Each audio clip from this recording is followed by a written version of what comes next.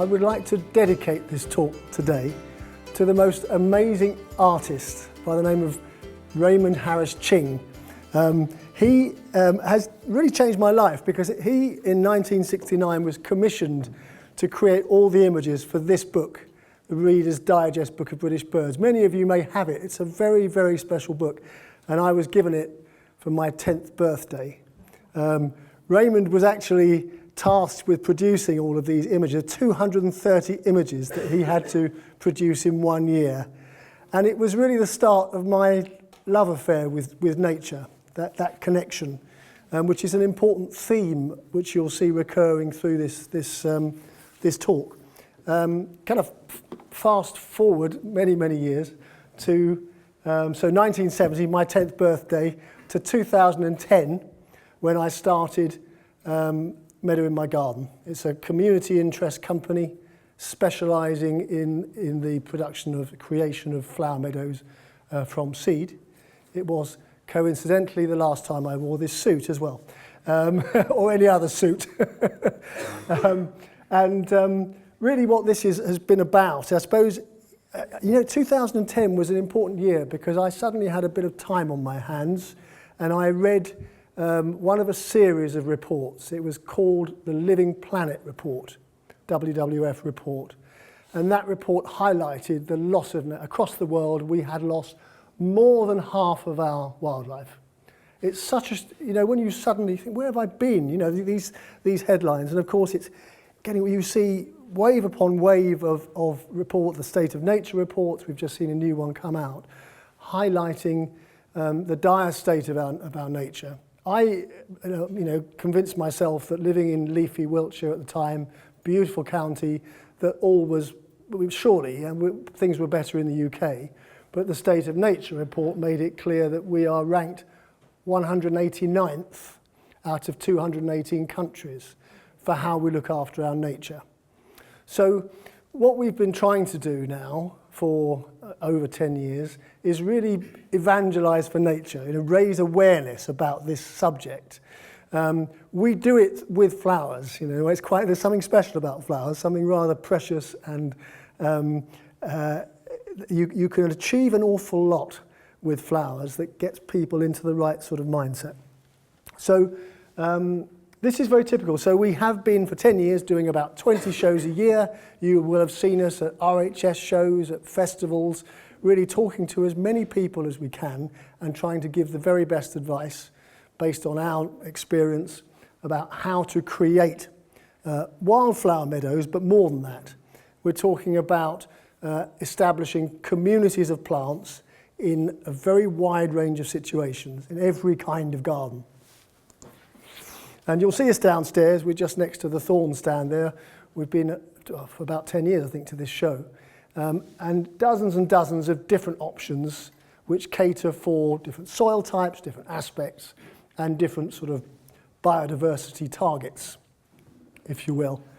We do more than just sell seeds. We are constantly trying to engage with people. So talks like this are an introduction, and I would welcome you following this. Any questions, come and have a more detailed chat. Contact us via email, phone us. We don't charge for our advice, and we are always very keen to do our best.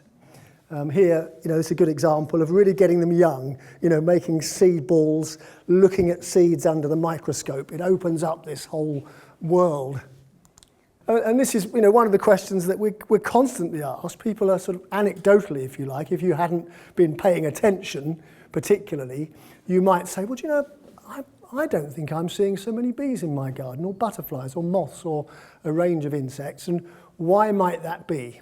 And if you had been paying absolutely no attention, you might not have noticed that the agricultural landscape is not conducive to a healthy insect population.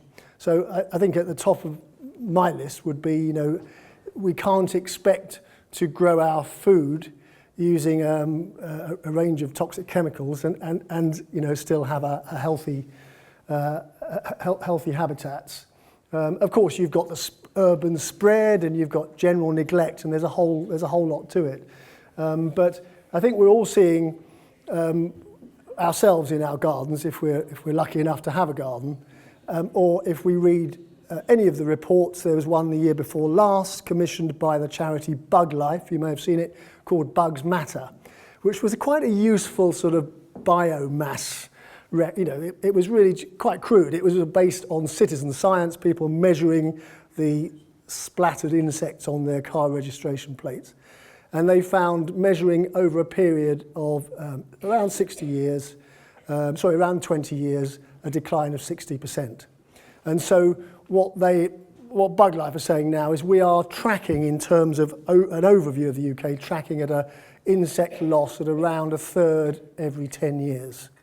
In terms of bee populations, I think in the UK, 1 in 35 bees are facing extinction. In Europe, we've got sort of 1 in 10, so it's approximately 200 bees that are facing extinction. So there is an emergency, and my talks are really all about addressing this situation as if it were the emergency that clearly it is. I wanted to just introduce you to some of my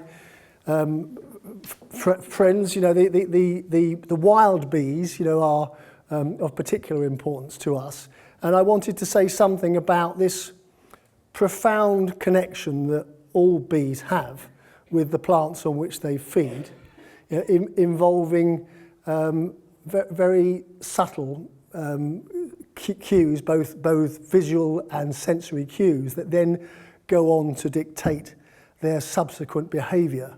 So whilst a lot of what we're doing is providing as much forage as possible for as many insects, we have to also be aware of the needs of more specialist insects. The buff-tailed bumblebee is a generalist. It's not particularly struggling. There's plenty of them around. And here it's feasting on crocus, but in my garden I see them on just about everything, really. Got quite a long tongue, so they're often feasting on daffodils and dead nettles and a whole range of different plants. And then another one which we've seen a lot of in the garden, the mason bee this year. We noticed they feed very much on, they love the oak, they love the willow, they love maple. Early flowering species, we see particularly the early violets, and the bluebells, and then the ivy, you see an awful lot. We then got probably my very favourite, so who couldn't love that bee? This is the ashy mining bee. And as the ashy mining bee emerges, they always emerge at the right time to take advantage of wild carrot plants, really. So they're there for the umbellifers, the cow parsley, the wild dill, the wild parsley. So they're quite a specialist bee, and therefore their numbers have declined quite substantially.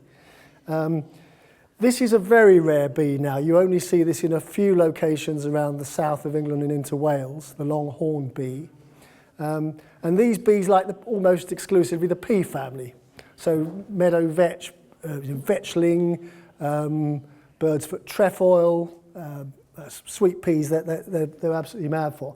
And when they emerge early in the year, they will often be taken in by a bee orchid, which visually resembles the female, and also sends out a scent to fool the longhorn bee, which is just fascinating.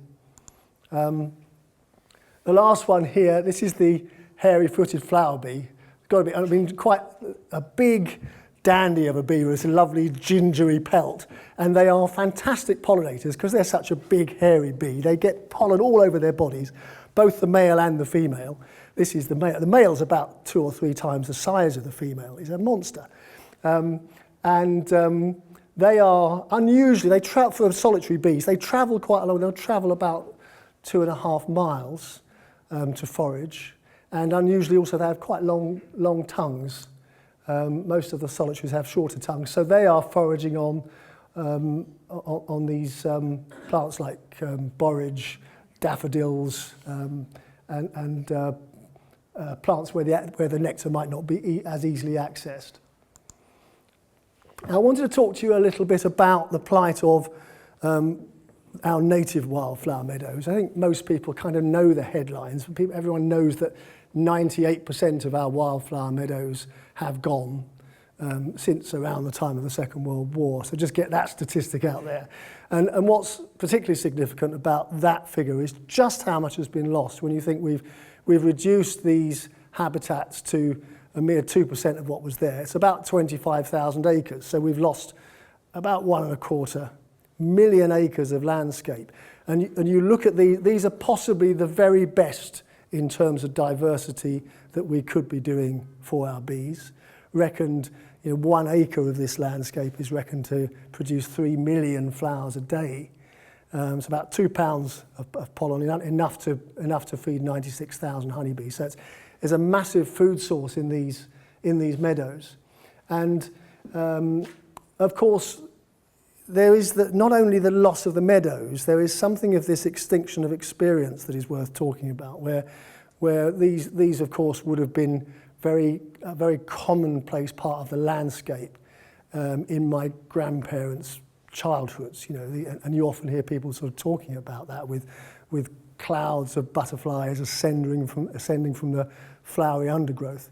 So we've lost an awful lot, and of course they were the inspiration of artists and poets as well. So there's that rather sort of romantic notion of what's going on, and alarmingly, really, in terms of what's been lost. And King Charles, when he was Prince Charles, at Highgrove commented that a lot of the visitors there would comment on this, reminding them of their childhoods. And he said, of course, there would be fewer and fewer visitors in future for whom that was the case.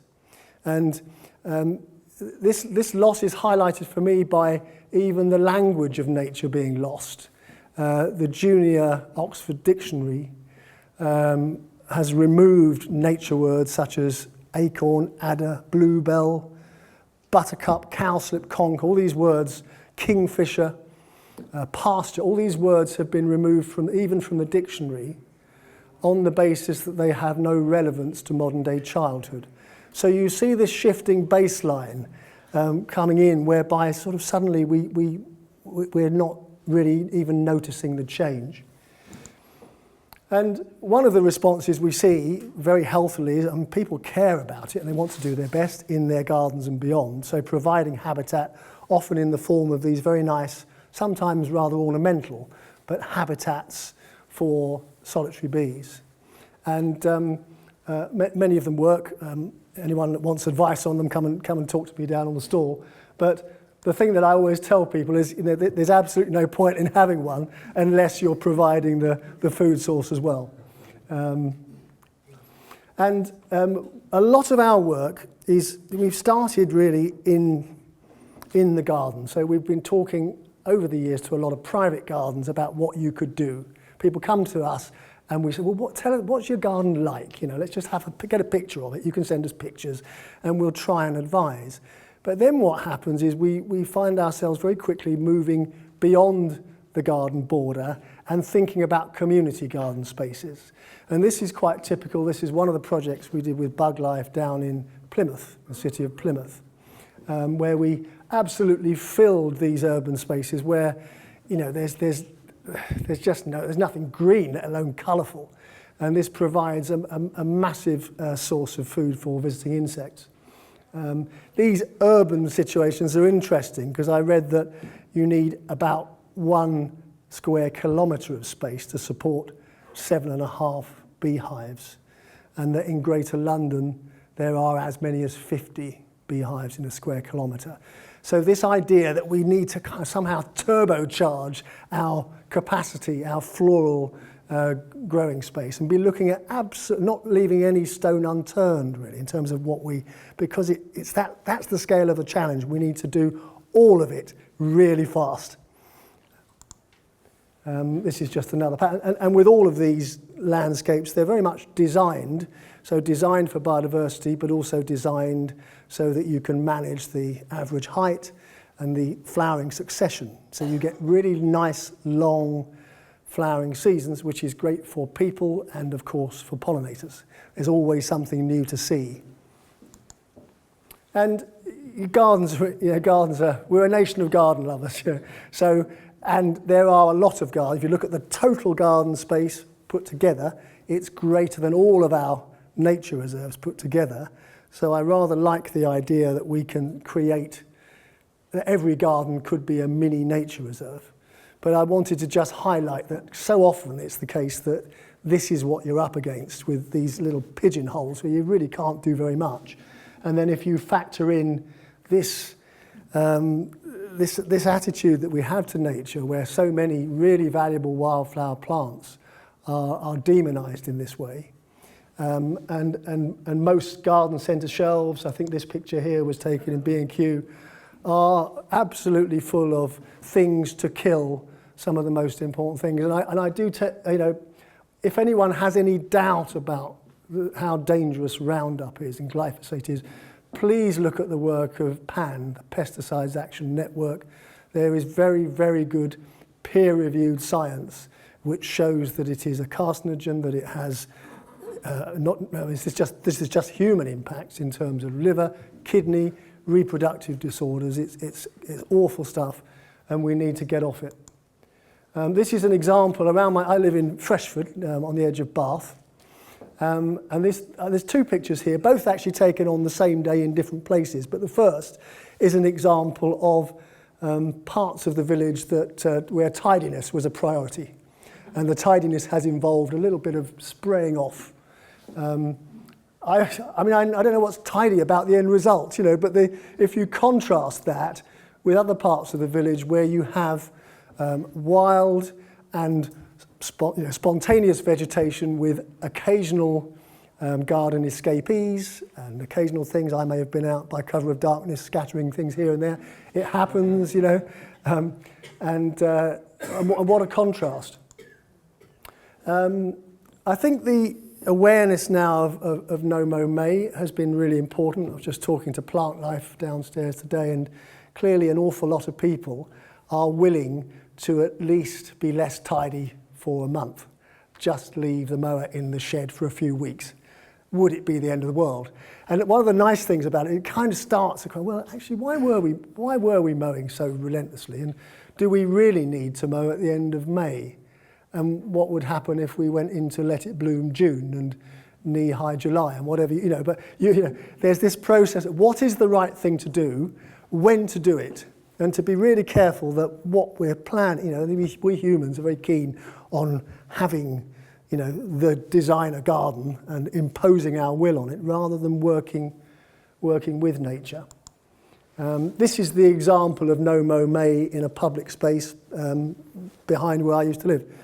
And a perfect example of what, dandelions, buttercups, daisies would be very common.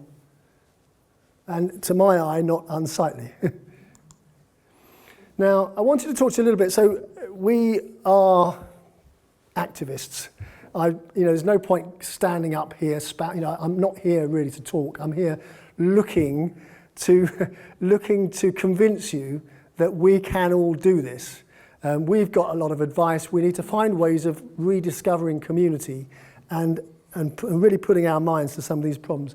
It always involves some level of disturbance. So you can't just scatter it on the grass. It's often the first question people ask, can I, they know the answer, but could I just, like magic powder, and then would it be exactly like all of your pictures?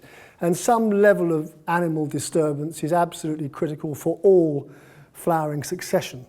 So we're either trying to, in creating, traditional, if you like, meadows, conservation meadows using native species in grassland, we're looking for disturbance which is roughly equivalent to what a grazing animal might do. And then a management regime which is taking the fertility away, opening up the sward and getting yellow rattle established to control the grass. And this approach. This is a community project where we're doing exactly that. And then there's the other end of the spectrum where we have decided that removing the existing vegetation, in this case it was nothing worth keeping, we've actually stripped the turf, and here we've sown a mixture of both native plants but also common sort of near-native garden plants in order to create a cottage garden style meadow. And so this would be, the first picture was taken in last year in the spring, late April I think, or early May, and these pictures are taken in late July. So you see very quickly there's an absolute profusion of colour. These are often the meadows that people talk about. They're jaw-dropping, and the pictures can't possibly do justice to them, really. It's just there's something jewel-like about the quality of flowers when the light catches them, and when you hear the buzz of the insects, and it's truly magical. And I'm so lucky to be involved in it. And every time they grow fairly evenly, but you will get patches of different flowers that are liking that particular bit of soil, as here, the poppies all came in one area. Now, just to say, when we're selecting species, because there is this idea with wildflower plants that nature just gets on with it and looks after it, what nature seems to achieve so effortlessly, we struggle with. When we're choosing a selection of species, it's done very, very carefully, and this mixture is one we call Bee Heaven. And I just wanted to mention another book. This one is Kirk and Howe's Plants for Bees, which I picked up here a few years ago. I think I had a quiet, so I thought I'd just have a browse through, and ended up marking every one of the species in our Bee Heaven mix and finding that they're pretty much all in here. And the beauty of that book is that it tells you exactly which bee is going to be feasting on that plant. Long tongue, short tongue, honeybees, bumblebees, solitary bees. It's a fantastic book. And then we're planning this meadow so that it gives the longest possible succession, right the way from spring into autumn. You usually get about 4 months of flowering with around 30 species typically. Now you don't really have to have a garden, because we can go and create the garden beyond the garden, so if we're lucky enough to have them, we can always make use of these little spaces, pots, troughs, window boxes, so there's nowhere that you can't do something. And there's these lovely little, just a very quick story with this one, because it was beautiful. I was selling at the Oxford Christmas market, and a lady came and bought this little pack of seeds for about £5 to give to her granddaughter, and then sent me this picture. The granddaughter was 6. It was her first garden. She was a gardener for life. There's just those lovely little moments where you kind of go, this is powerful. This is a £5, and we can help people, get people, take people from that experience into, well, what next? What about growing some vegetables? And all of the mixtures that we do, and there are dozens, will allow you to incorporate them in the garden as part of a design scheme. So here you see, really it's a border created from seed, low cost, low maintenance, but you can still have tiny bits around it. You can still have a lawn and enjoy this kind of planting. You can mix it all up together. This is, for anyone that enjoys vegetable growing, anyone who's got an allotment, this is top of the list. We call it Act Against Aphids, and it's all about the best natural pest control, where we're welcoming in the aphids. We're not trying to kill them off. There's a lot of them. Aphid populations have increased with climate change, 50-60% increase I'm reading. And so we attract them in, and then we attract all of the very useful predators. Lacewings, hoverflies, ladybirds, parasitic wasps. You might not like them, but they're very, very good at controlling aphids. And it's very beautiful as well, and easy to manage. And then you have things like this little border. I thought I'd just show you, because it's one of the mixtures we call extra short, 26 annual and perennial species. They only grow about 20 centimetres in height, 8 inches. So you can have a low-growing wild area at the front of it. It doesn't just have to be the bit people often say, there's a bit at the bottom of the garden, I let nature have that. 20% of the garden, yeah, they can have that. And the rest of it, I'll garden. You can mix it up. And that's exactly the same mixture that we used on a verge, where visibility is often a key question with oncoming traffic, etc. So these short mixtures can be quite quite helpful in that way.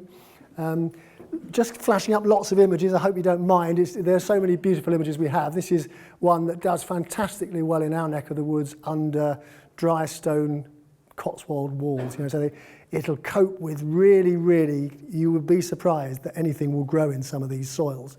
A lot of sand, a lot of grit, not a lot of fertility, and cracks and crevices, a similar one. The species really don't want a lot of, they're quite happy. The roots don't need much space for development.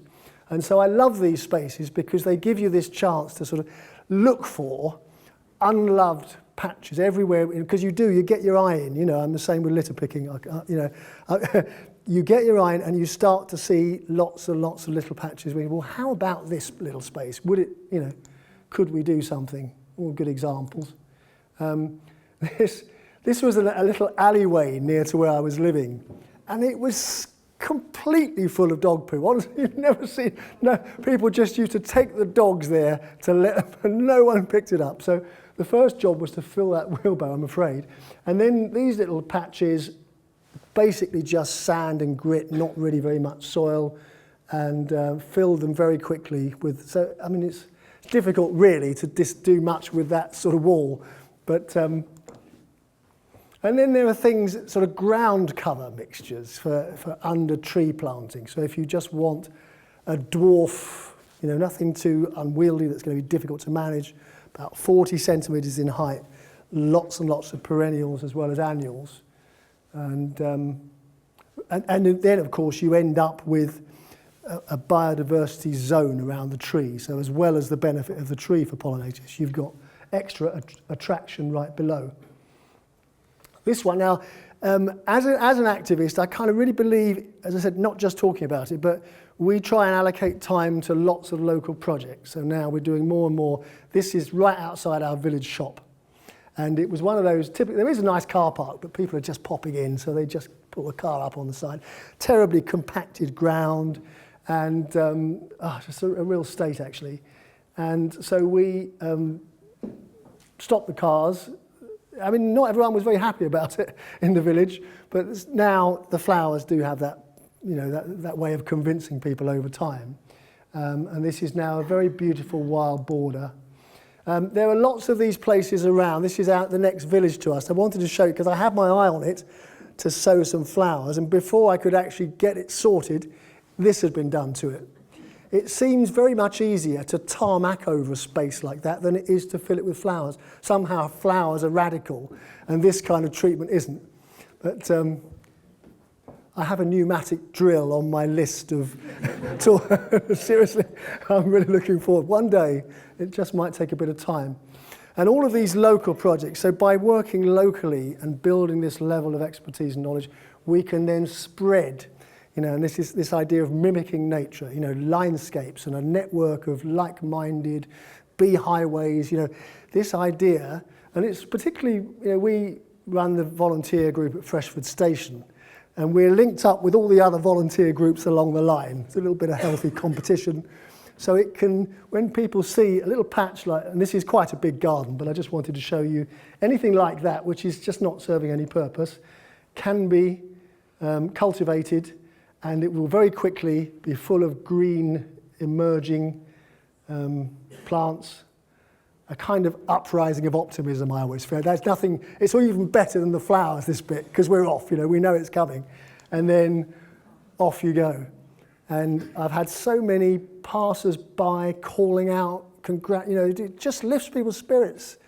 It'll change your, if you pass this on the way to work, it'll change your day. A little patch of flowers can make that much difference. And that's the view across the platform from the seat. And all of these little patches, this is another series of projects we did with a litter picking group in Devizes with a few roundabouts. I think we can do better than these advertising signs. I don't like them, I have to say. So the start point was to take a couple of roundabouts out of circulation, remove the turf, start again with a new community of plants, cultivate the soil sufficiently, and away we go. We're off. This was in 2016. It's been full of flower ever since. It involves, some gardening, there's different things happen each year. Grasses find their way in, slightly invasive, some things that I love thistles, but you can have too many of them. And every one of these things we're including ticks a box for some insect or other. And we see them in very large numbers. So this way of managing, really, it needs to be a kind of partnership where you get like-minded people, say, well, shall we have a go? Who do we talk to? Let's talk to the council. And the council don't want to know. So, okay, so now who do we talk to? Eventually you get to talk to the council, and the whole thing takes off, and everybody says, well, actually, this is good. We ought to do more of it. It involves pretty much one visit a year. You need, at the end of the year, like any meadow, it needs cutting back. The clippings need dealing with, taking away, composting. Each of these roundabouts, like any garden, is treated differently. This one is slightly shady. It's a better soil than the one I just showed you. And we filled it with another dwarf mixture. It's about 40 centimetres in height. And it was absolutely humming with life, as you can see. And then that is it. At the end of the year, so this is about September, group of I was going to say animals there, a group of volunteers get together to pretend they're grazing animals, and they kind of root around a bit and ask lots of questions. Does this stay or go? And things get added, bulbs get planted. It's like with gardening. And this was the last photo I took, having planted around the rowan tree loads of alliums, allium bulbs with phacelia. Beekeepers, you'll all know about phacelia. And that as a sort of bee magnet around the centre, and then this mixture of dwarf flowers around the edge. So you create a garden with great ease. And there, phacelia. Now, there's so many of this was the view from the house where I used to live in Devizes, and I looked out on this and really got quite depressed about it. And it's known as a sort of amenity green space, a place where people go and walk their dogs. Kids could kick a ball around, but it doesn't happen very often. And it just gets, the only colour to be seen is the high vis of the guy with the blowback. That's the. So for me, imagining this being turned into a garden is the first point. You see these spaces, you think, come on, we can do better than that. A green desert is not helping anyone. And we have to prove it. So we started experimenting with patches of here, again, bulbs and wildflowers. We started talking to the council. We got talking to the contractors of the council. We experimented with different mowing regimes. We left bits to just the spontaneous, left the grass to do its own thing. You don't have to replace all of it. And then we started to add, and this is it, this is the first year, you see all these lovely, this would otherwise have just been cut. And as if that wasn't bad enough, dumped. The whole lot just dumped on the ground. So you get this massive amount of fertility. Everything is completely unable to, there's no opportunity for fine species beneath the grass to emerge. And then we started adding trees, a little orchard. The council told me not to, but we just gradually, just quietly, and then people start to get, the residents come together. And so this is nice, it's quite a nice way of getting together with your neighbours once in a while. And we found a way of getting 5,500 bulbs given to us to do, and then we had a big bulb planting day, which for me is always the start of any community project. An autumn bulb planting day where you get masses of people out. And we planted all kinds of different bulbs, native daffodils and crocuses and lots of lovely bulbs, which keep coming back year after year. We've now planted a circle of oak trees. Sorry, Devizes Council. But there's other things that can be added. All of these different, our speciality of clever wildflower mixtures. The last couple of pictures of this one were created in lockdown, so I felt really this became the only bit of space where people, could, especially the elderly people in the area, could come and really enjoy the flowers. And these pictures were posted on Facebook by some of the visitors there during lockdown, so it's a powerful thing. One other technique we use, and I just mentioned this because it's really useful with community gardening, It's a kind of planting by numbers bee border. So you called garden on a roll. You clear the ground, you lay down a paper template. It tells you where to put every plant. You get it right first time, so that they all grow in the right way. And then very quickly, it all naturalizes, and now, and last time I went past, it's very big, but it's attracting an awful lot of insects. And you think that previously would have just been grass mown every few weeks.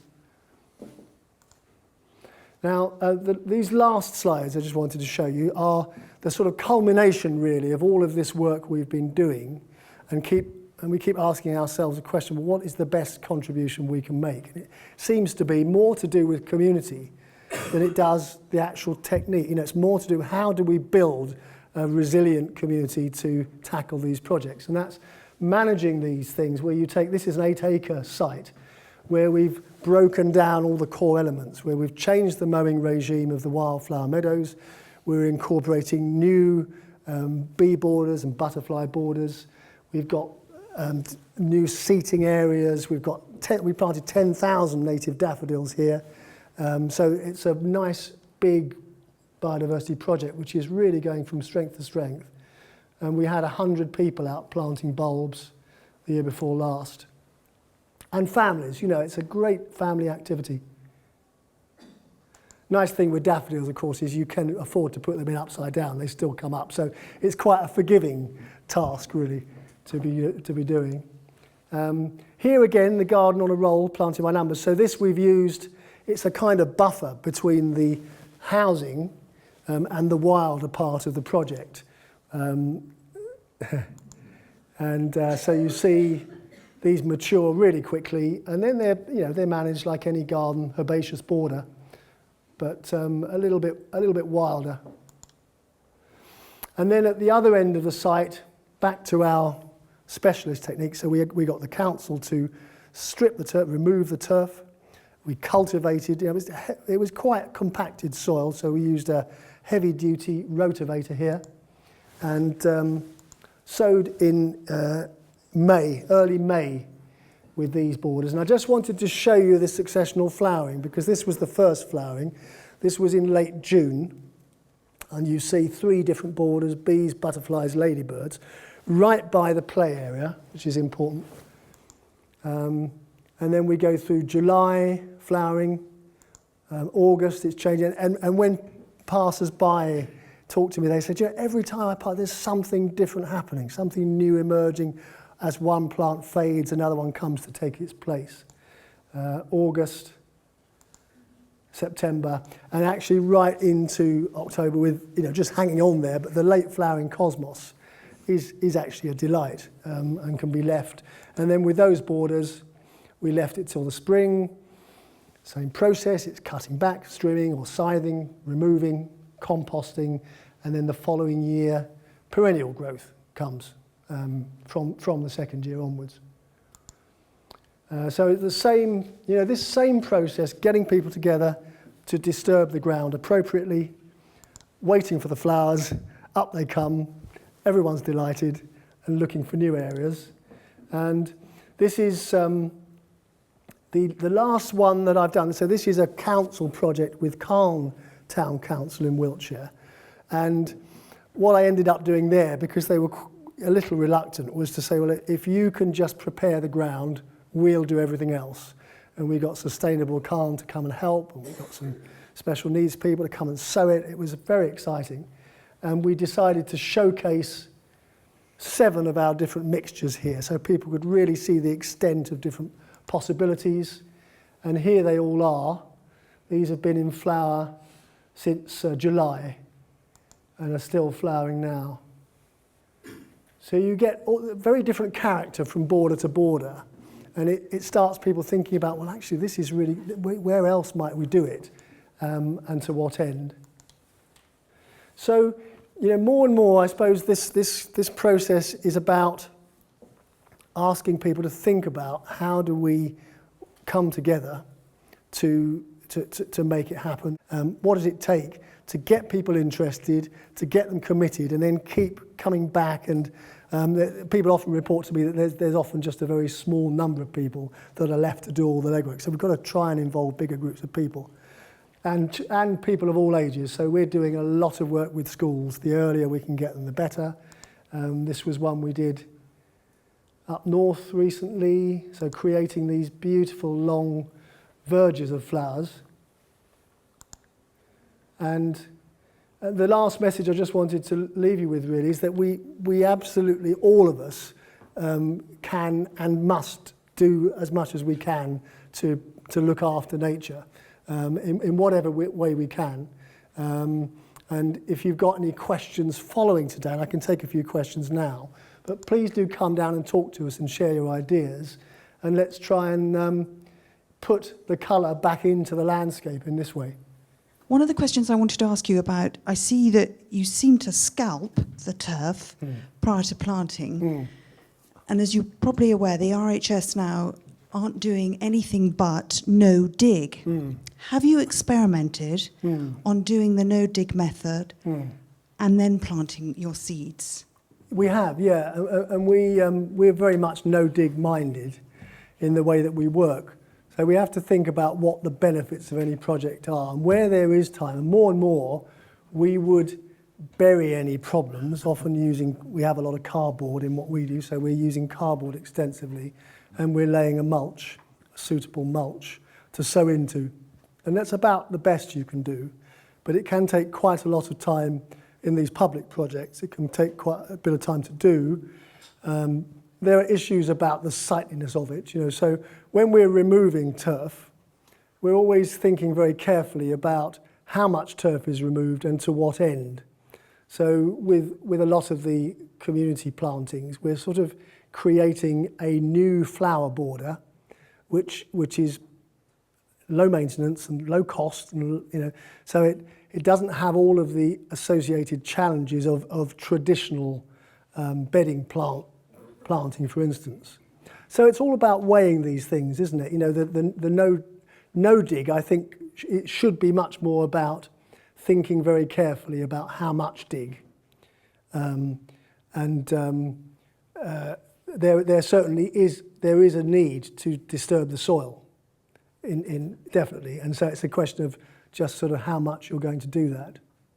Paul, I see a lot of your plants were annuals. Yes. But gardeners are taught to deadhead annuals to keep them going. Yes. In doing so, you're preventing the seed set. So how do you encourage people to allow the seed to set? Yeah, with annual meadows, most of what we sell combines annual and perennial, and there are a small number that are annuals only.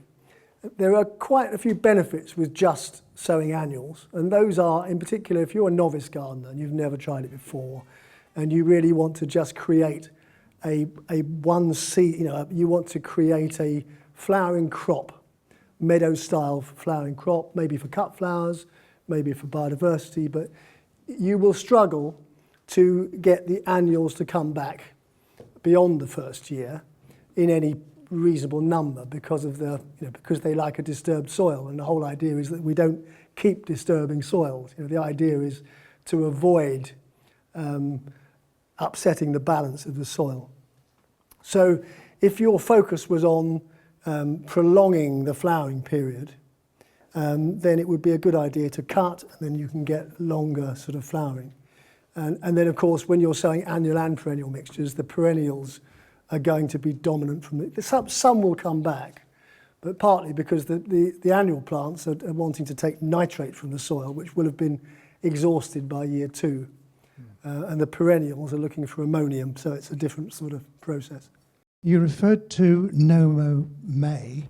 Yes. Recently I read somewhere that the timing of that isn't ideal for wildflowers, and that you should actually cut them down at the end of, or during May, so that the smaller wildflowers can come through.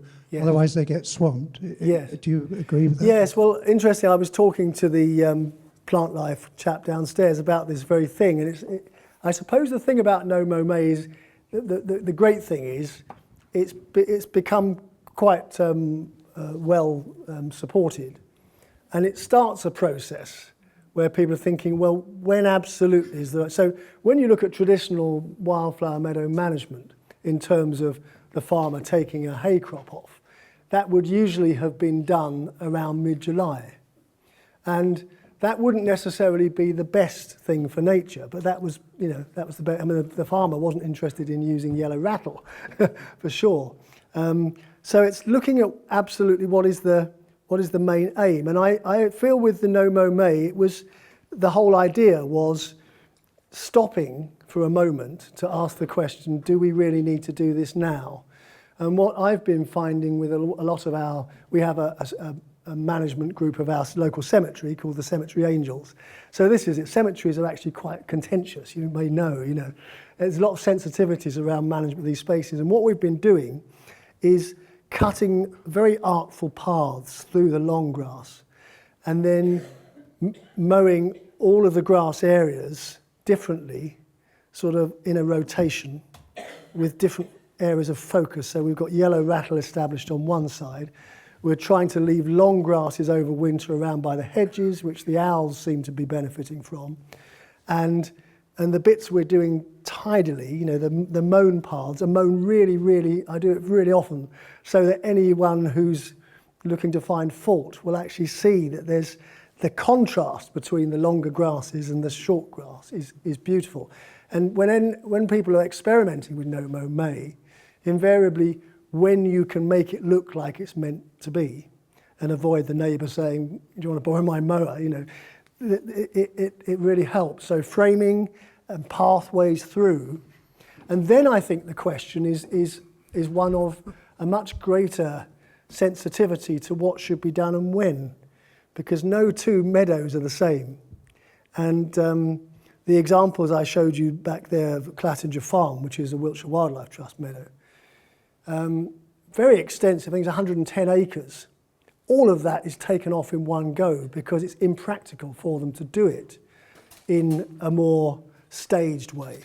So we often refer to progressive mowing, really, and we use a scythe, so which means you don't tend to do it all in one go because you're too tired. You know, you do as much as you can, and you notice what's going on. You see more clearly what's going on. You can see the wildlife escaping from the bits you've just cut.